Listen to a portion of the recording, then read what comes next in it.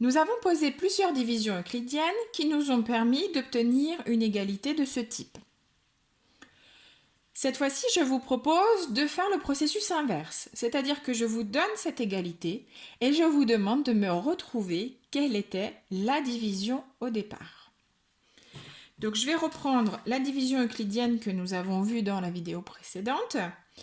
Le dividende, on l'a vu, il se retrouve nécessairement seul sur la partie de l'égalité. Donc on sait dans notre premier exemple que ce sera la division de 35. Par contre, nous ne savons pas par quel nombre. Est-ce que c'est par 12 ou est-ce que c'est par 2 ?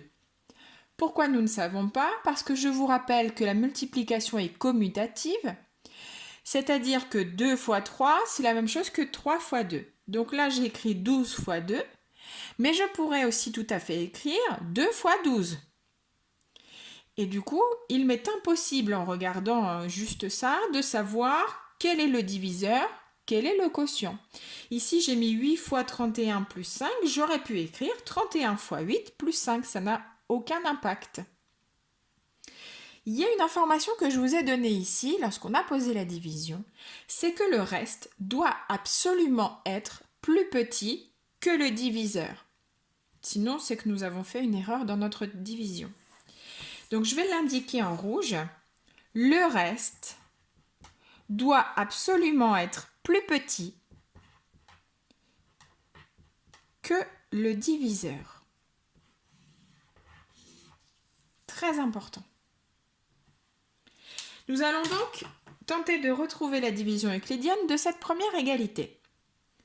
35 fois 12 fois 2, 35 égale 12 fois 2, plus 11. Le reste, il est ici, c'est 11. Alors, premier exemple, comment est 11 par rapport à 2 ? 11 est plus grand. Le reste est donc plus grand que 2. Donc 2 ne peut pas être le diviseur puisque le diviseur doit forcément être plus grand que le reste. Donc, je vous l'écris, 2 ne peut pas être le diviseur. Je vais comparer 11 avec l'autre nombre de ma multiplication, donc l'autre facteur de mon produit, 11 et 12. 11 est plus petit que 12.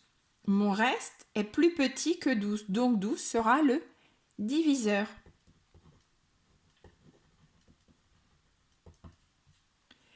Donc, il s'agit de la division euclidienne de 35, ça on l'a dit, le dividende ce sera forcément le nombre seul du côté de l'égalité, donc 35, par le diviseur, on a dit c'était 12. Le quotient ce sera donc 2 et le reste ce sera 11. Deuxième exemple. Encore une fois, le reste doit être plus petit que le diviseur. Le dividende, c'est le nombre qui est seul du côté de l'égalité. Donc ici, 954. Le reste, on le voit facilement, c'est 10.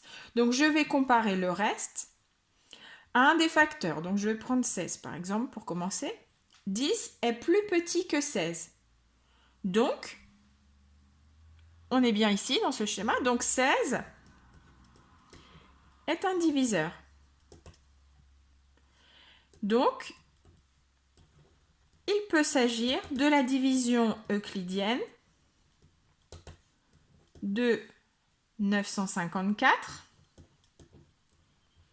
par 16. Regardons ici ce qui se passe avec l'autre. Comparons 10 avec 59.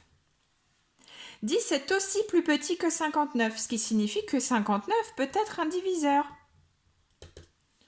Donc, il peut s'agir aussi de la division euclidienne de 954, ça n'a pas changé, mais cette fois-ci par 59. Donc dans cet exemple, avec seulement cette égalité, nous ne pouvons pas conclure précisément de quelle division euclidienne il s'agit. Il s'agira de la division euclidienne de 954 par 16 ou par 59. Donc ça, il faut bien l'avoir en tête qu'on peut avoir deux possibilités. Soit je ne peux pas conclure, j'ai deux choix possibles, soit, comme dans le premier exemple, il nous est possible de savoir précisément de quelle division euclidienne il s'agit. À vous de jouer!